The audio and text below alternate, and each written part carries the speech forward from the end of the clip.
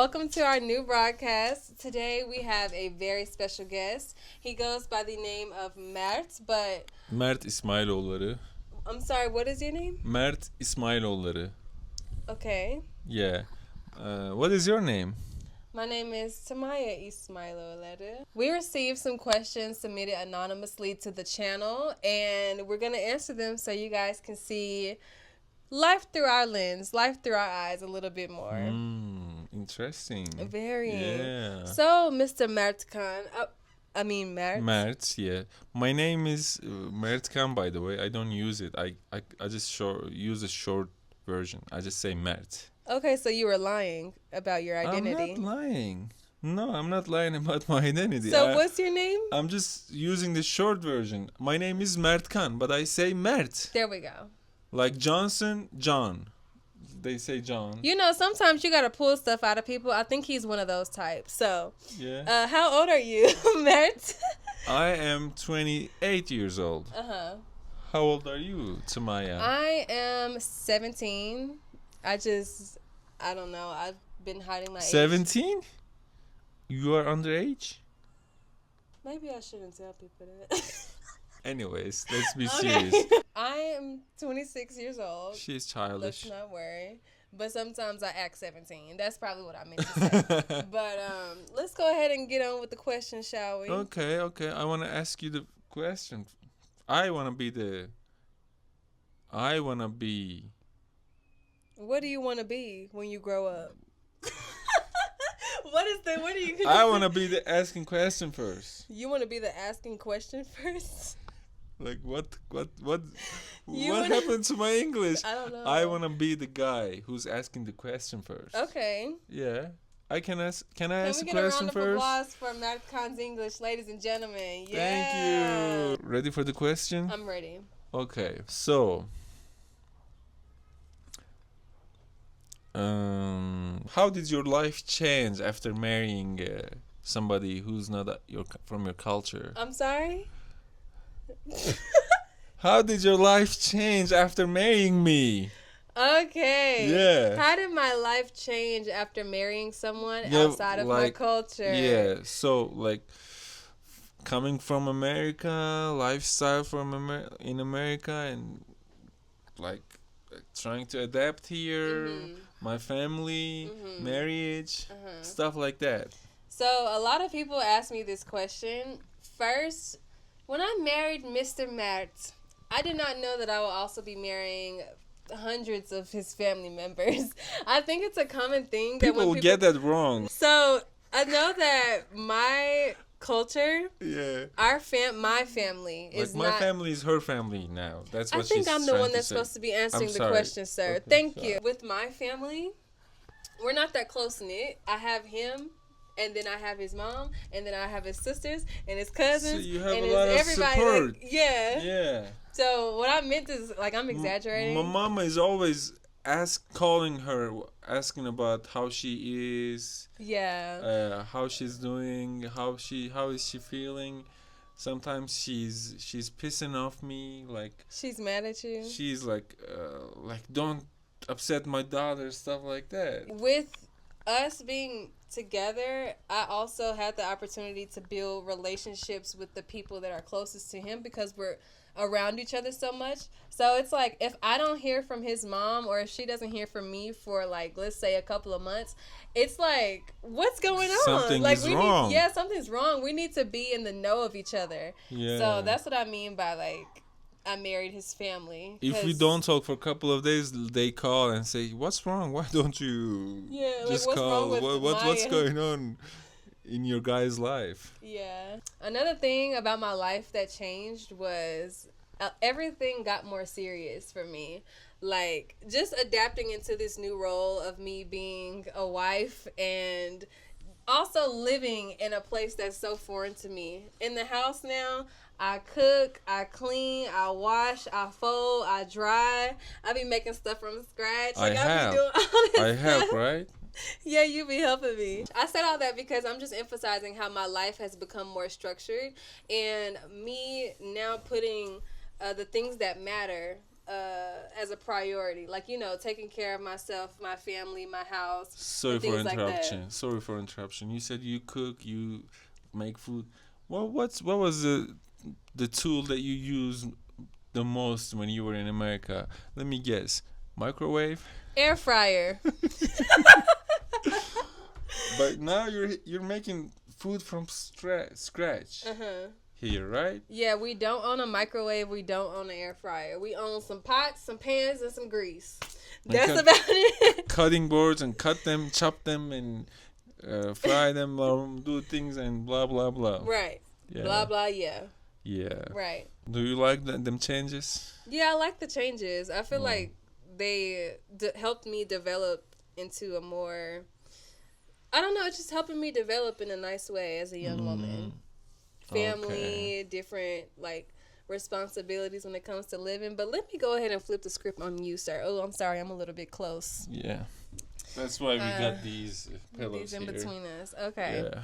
So, how did your life change after marrying somebody outside of your culture? First of all, before marrying you, I was just a guy who's not concerning about anything in life. Concern is the right word? Yeah. I wasn't giving a about life, about anything. I was just living, and life got more serious. It became more vibrant, more lively, and I don't want to sound like I was hopeless. Yeah. I was still enjoying myself. Anyways, life got more serious. It was turning into a poem or something for me. Like, since we're an interracial couple, we are taking so much attention. I am getting overstimulated when we're out. But why is that? Why are you getting overstimulated? Because people are acting like I'm the president and you're the first lady. Yeah. Like, no, like, seriously. So much attention. Like, they're pointing at us, they're staring at us, they're talking about us, they're approaching to us. Mm-hmm. Do I speak well? Yeah, you do. Really? Yeah, I'm proud. It's not just you want to make me happy? No. Okay. You don't want to make me happy? I didn't say that. But you're doing well with your English. Let's move to the next question. In your culture, people don't typically move out of their parents' house until marriage, right? Yes. Which is weird. No, I'm joking. It's culture. But it's cultural, baby. It might seem weird to some people. So, with you leaving your parents' house, specifically your mom, how have you adjusted to your wife's cooking? I think I did a great job. Okay. I'm listening. I did a great job, listening. But at first she was kind of a vegetarian. Yeah, when we first moved in together, I was trying to be a vegetarian. All she was eating was vegetables.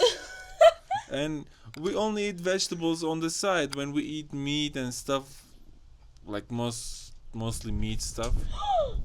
Ooh, I was trying to make us go to my parents' house every day so I could eat my mama's food. No offense, baby. He's not lying, and I was okay with it because when we first moved in together, I didn't know how to cook anything. Of course, you can easily make breakfast, maybe something light for lunch, but dinner came, I would be stressed every night because I'll be like, honey, what do you want to eat? I don't know what I want to eat. So if you don't know what you want to eat and I don't know how to cook, how is that going to work? So we would just go to his mama's house almost every night for dinner because she was like a 7-minute walk away. Mm-hmm. That was our routine for dinner. Yes.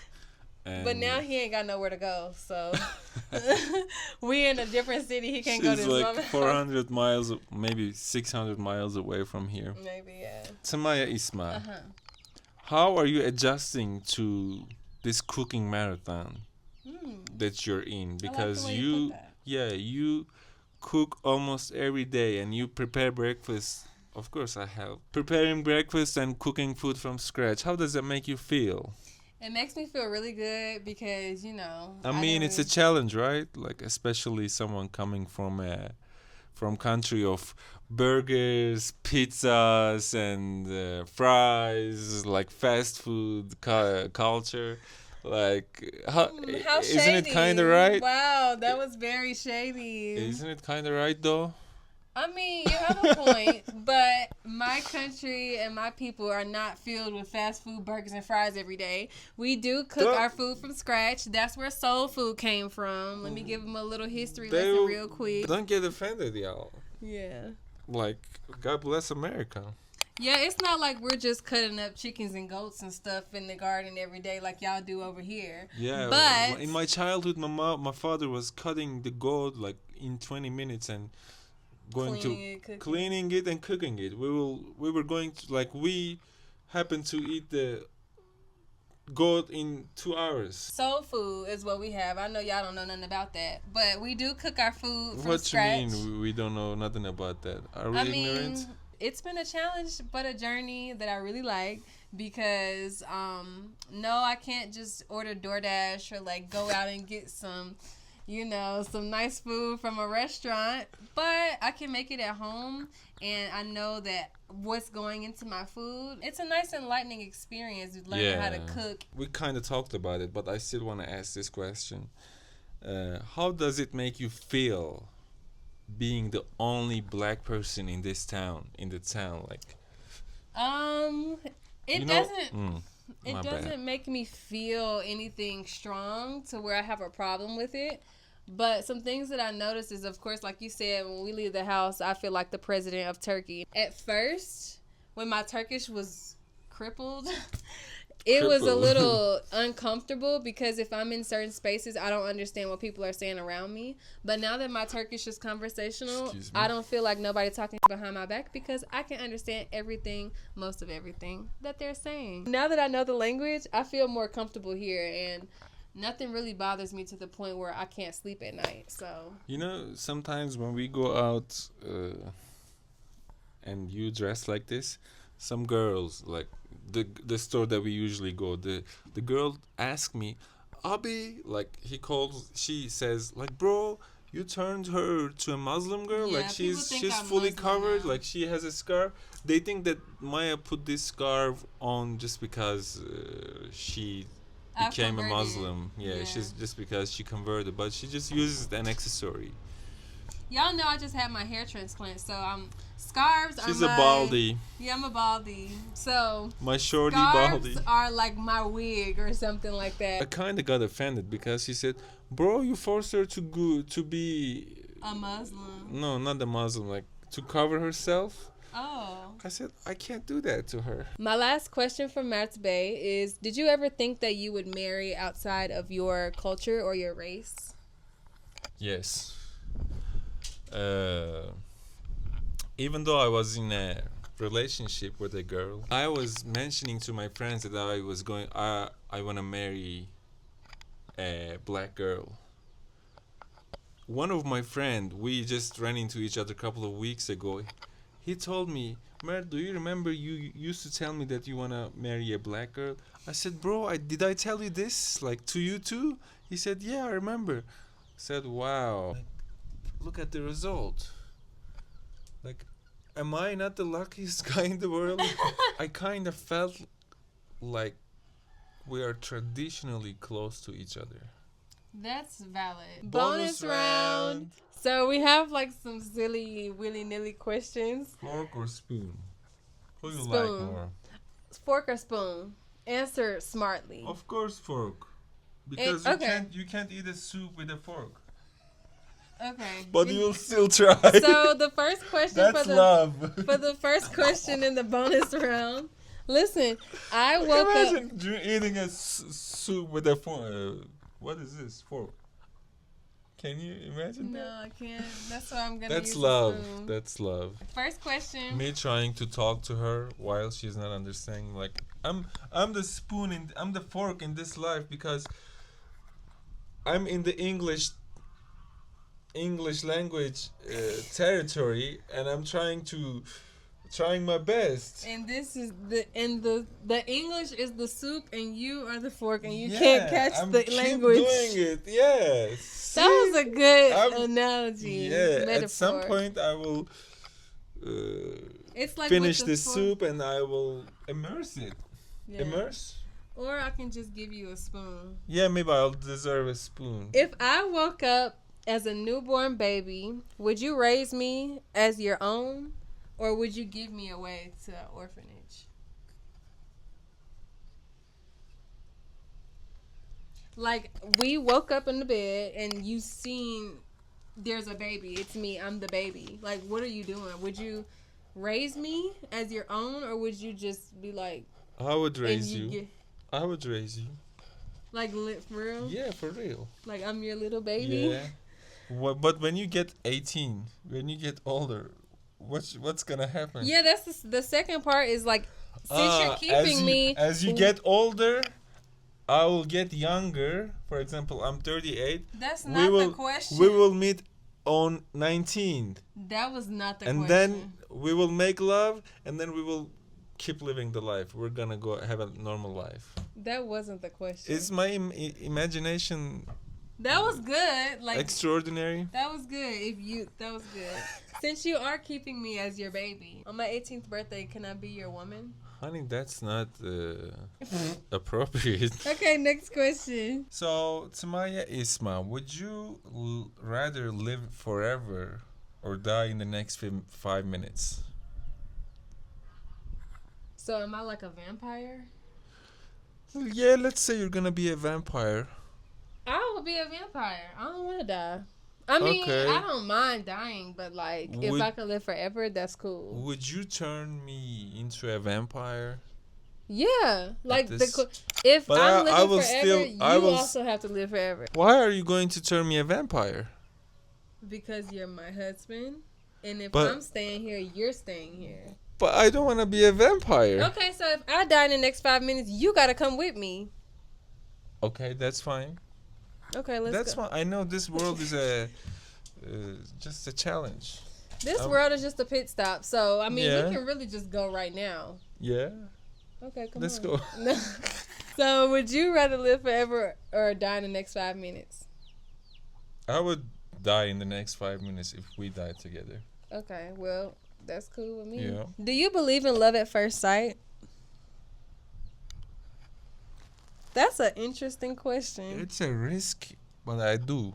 Yeah. You believe in love at first sight? Yeah, I do. Like, when you first see a girl, do I believe that? Like, okay, I do believe. How do you believe this? But appearances are sometimes a disguise. So you don't know. The girl might be beautiful, but she might not be a good person. Not a nice human being. Do you believe falling in love at first sight? No. Next question.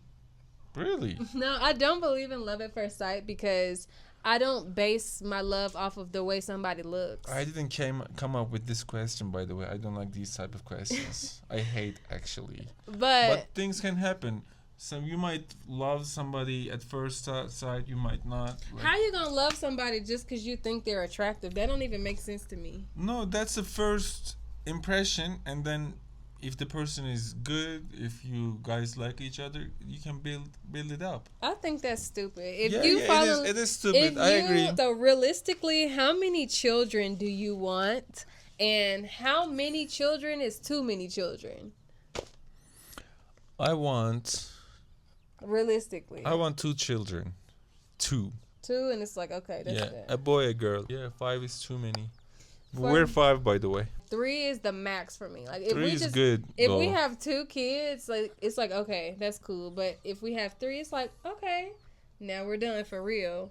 For me, I think 4 or more is too many kids. When I think about me being like 60 years old, I don't still want to have kids in the house. Like, you know what I mean? No. Or even 50 years old, I don't want to have kids in the house. I understand that. Yeah, I agree. I think 4 kids. So let's hurry up. Let's make them. Why are you postponing it? Next question. I'm no longer answering the question. Why? Because really all these questions are a setup. I'm leaving, y'all. This Q&A definitely took a turn. But I enjoyed myself. And I'm pretty sure my guest, Mert Khan.